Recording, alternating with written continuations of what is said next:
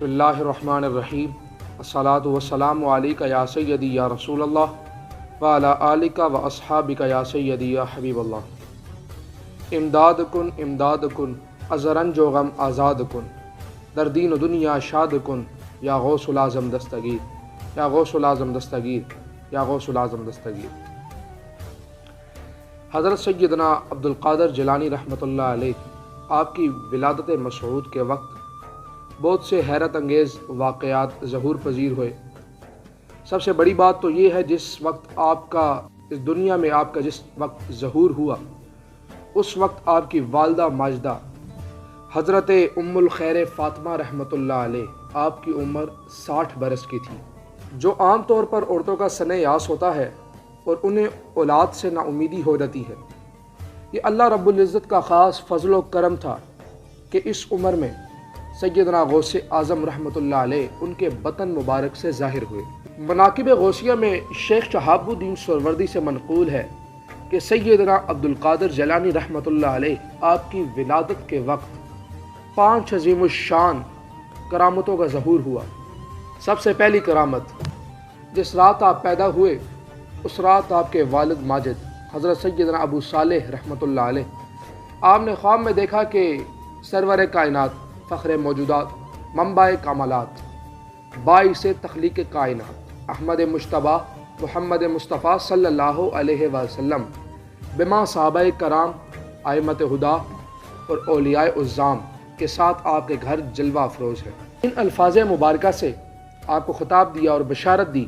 کہ اے ابو صالح، اللہ رب العزت نے تمہیں ایسا فرزند عطا فرمایا ہے جو ولی ہے، اور میرے آقا و مولا نے فرمایا کہ وہ میرا بیٹا ہے، وہ میرا اور اللہ رب العزت کا دوست ہے، اور ان قریب اس کی اولیاء اللہ اور اقطاب میں وہ شان ہوگی جو انبیاء میں میری شان ہے۔ غوث اعظم درمیان اولیاء، غوث اعظم درمیان اولیاء، چو محمد درمیان انبیاء۔ دوسری کرامت، حضرت سیدنا شیخ عبدالقادر جیلانی رحمۃ اللہ علیہ جس وقت آپ پیدا ہوئے، آپ کے شان مبارک پر حضور نبی کریم رؤوف الرحیم صلی اللہ علیہ وسلم کا نقش مبارک تھا جو آپ کے ولی ہونے کی دلیل تھا۔ تیسری کرامت، آپ کے والدین کو اللہ رب العزت نے عالم خواب میں بشارت دے دی کہ جو تمہارا بیٹا ہوگا وہ ولی ہوگا، اور اس کا مخالف جو بھی ہوگا وہ بددین ہوگا اور گمراہ ہوگا۔ چوتھی کرامت، جس رات حضرت سیدنا عبدالقادر جیلانی رحمۃ اللہ علیہ کی ولادت ہوئی تو جیلان شریف میں جن عورتوں کے ہاں بچہ پیدا ہونا تھا ان سب کو اللہ کریم نے لڑکا ہی عطا فرمایا، اور وہ نامولود لڑکے اللہ رب العزت کے ولی بنے۔ پانچویں کرامت، آپ کی ولادت جو تھی وہ ماہ رمضان المبارک میں ہوئی، اور آپ نے پہلے دن سے ہی روزہ رکھا اور اپنی والدہ کا دودھ نہیں پیا۔ آپ صبح سحری سے لے کر افطاری ٹائم تک آپ دودھ نہیں پیتے تھے۔ حضرت سیدنا غوث اعظم رحمۃ اللہ علیہ کی والدہ ماجدہ فرماتی ہیں کہ میرا فرزند انجمن رمضان کے مہینے میں میرا دودھ نہیں پیتا تھا۔ رمضان کے دوسرے سال موسم ابر آلود ہونے کی وجہ سے لوگوں کو رمضان کا چاند دکھائی دینے میں دقت پیدا ہوئی، تو وہ میرے پاس آئے اور انہوں نے آ کر سیدنا عبدالقادر جیلانی رحمۃ اللہ علیہ کے بارے میں دریافت کیا کہ انہوں نے آج دودھ پیا ہے کہ نہیں۔ میں نے انہیں آگے سے بتایا کہ آج میرے فرزند ارجمند نے دودھ نہیں پیا۔ بعد از تحقیقات کرنے کے بعد یہ بات واضح ہوگی کہ اس دن رمضان المبارک کا مہینہ